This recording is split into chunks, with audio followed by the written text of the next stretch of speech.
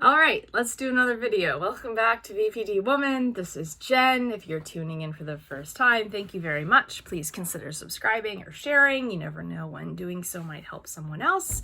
And if you're returning, welcome back. Thank you. On this channel, I talk about my experiences living with, managing, and treating borderline personality disorder, of which I've been living with for the past 20 years.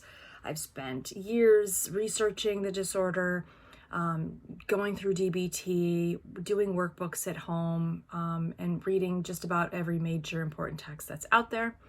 On this channel, I give my perspective from those experiences. I'm not a licensed psychologist, therapist, PhD.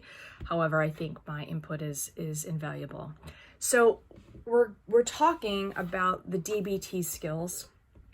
Dialectical behavior therapy, dialectical meaning the ability to see both sides of a situation, which for those of us with BPD who tend to use black and white thinking or splitting is helpful in the way that we can see a situation and manage our lives from a more holistic and whole point of view rather than splitting off and causing consternation in our lives. We're into the DBT module of mindfulness. And today's, I'm reading here off of my app. Today, we're going to talk about the describe technique, which is in the DBT module of mindfulness. So I'm going to read the description here from my DBT app. It's available on the App Store. I recommend checking it out. It's freaking great. Just the facts. Using the describe mindfulness skill involves labeling your experience with words, but in a non-judgmental way. When you describe, you're allowing yourself to see the entire situation from a more objective perspective. You don't bring in any preconceived notions of what is there or why things are as they seem. Describing a situation can help with problem solving too. If you know what the situation is, you can work on solving it more effectively. Imagine that you are a play-by-play announcer on the radio broadcasting a sporting event. The announcer doesn't read into behavior or try to explain motivation. She just calls it like it is. Up the court, down the court, pass across the court, rebound off the weak side. That's it. I love that description.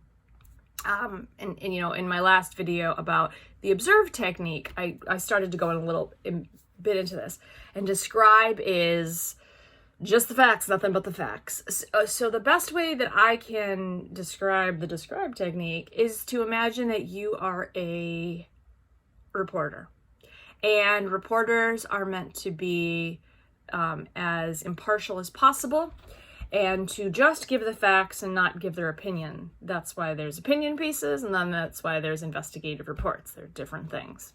Of course, we are all human.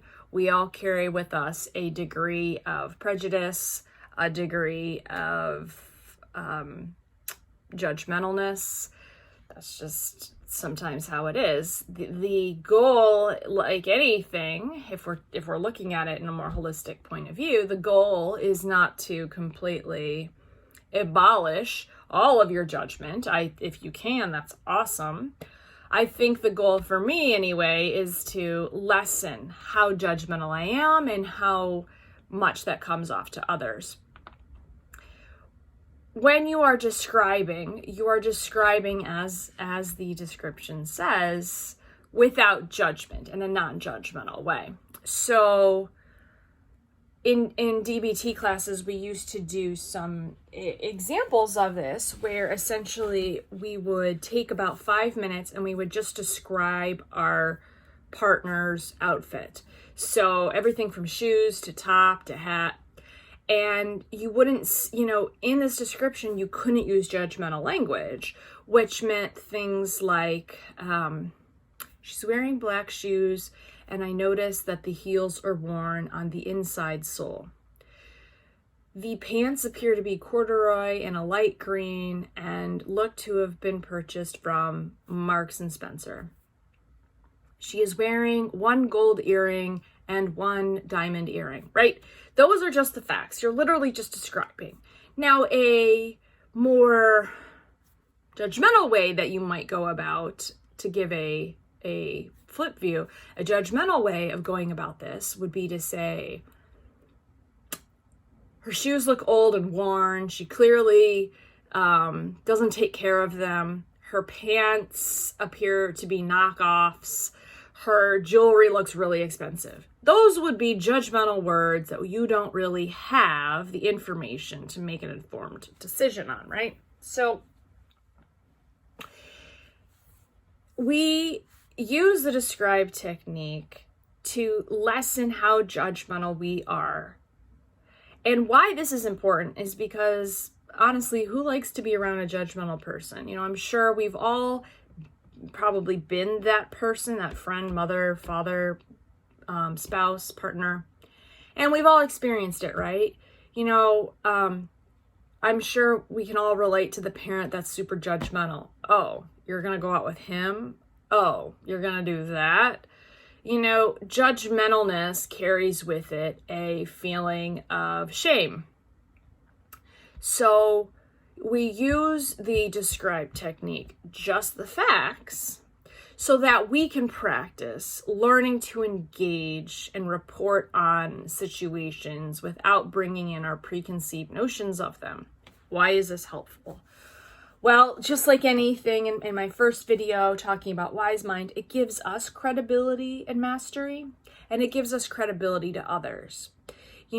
I personally like to, over the years with a lot of work, I've definitely had more people say, you're a lot less judgmental. I really like how I don't feel judged in your company, right? And those later will be coupled with skills in the interpersonal effectiveness module. But for now, in the first mindfulness module, you're simply learning how to become more observant, less judgmental, and just describing facts. None of us want to be judged. And so it behooves us then, if the goal is to retain relationships and to be credible, to not be judgmental. Now, it's going to be hard. You're not going to get it 100% of the time, and that's okay. You're going to meet a lot of people who you are going to notice are judgmental. So you are going to practice describing things in a non-judgmental way. How do you do this? Well, describe something in your room. And that's a really good way to start because you know the history of this item in your room, right? For instance, I'm looking at a chair. I'm looking at a chair that my dog has chewed up. So a judgmental way for me to describe this chair is to say, this chair is messed up. It's got, nobody wants to sit in it because the dog's chewed it up and it's yucky. It's a piece of shit, right? Okay. That would be a judgy way to describe that chair. If I am just simply describing what I see from this chair, I would say it comes from IKEA. It was made of particle board and a taupe colored pad, which is covered with a blue felt blanket. And on the underside of the pad has been chewed away and is frayed a bit because a dog chewed it. That is a way to just describe using the facts. Now, let's take that to the next level. Let's describe an interaction with a friend. So, you may have something upsetting happen at work or with a boyfriend or a girlfriend, whatever, and you're going to describe that to someone else to get their feedback.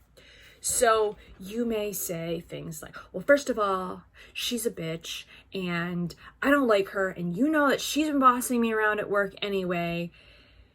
That would be a way to start describing that situation using your emotion and using a judgmental tone. If you were describing the situation in more of a factual mode, you might say the following.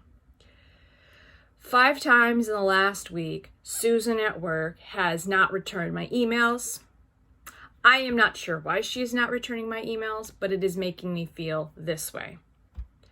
That would be a very non-judgmental way. That's just giving the facts. You're describing what's happened and you're informing how you feel about a situation. In this app, it says, describing a situation can help with problem solving. If you know what the situation is, you can work on solving it more effectively. Okay, now, as we just mentioned, you could say, okay, if you're just using your judgment, you can be like, well, Susan's a bitch and she's just ignoring me, and I know she's getting my email, like, what the fuck?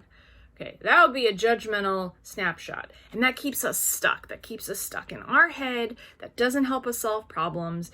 It makes things more tense at work, and it gets you stuck in not becoming more holistic with your recovery, if that's your goal. And it can really strain your relationship with people and get you into more problems at work. So a more mindful way of doing this would be to describe and then solve your problem using that information. So I have noticed Susan has not emailed me over the last week. I've emailed her 5 times and I've not gotten a response. Let me check that out. Let me call her. Let me ask around. Maybe Susan is sick. Maybe her mother passed away. Maybe there's been an accident. Maybe she's just on vacation and she forgot to send her out of office message. There's a ton of different things that can explain the situation, that can help you solve the situation without going right to judgment. Once we get into a more judgmental point of view and we're not using facts, but we're using interpretation or narratives that we think are what happened and aren't proven to be facts, we can go about solving the problem without causing more stress to ourselves or disconsternation in our relationships. Now, it could be very well that Susan is just ignoring you. It could be a possibility, right?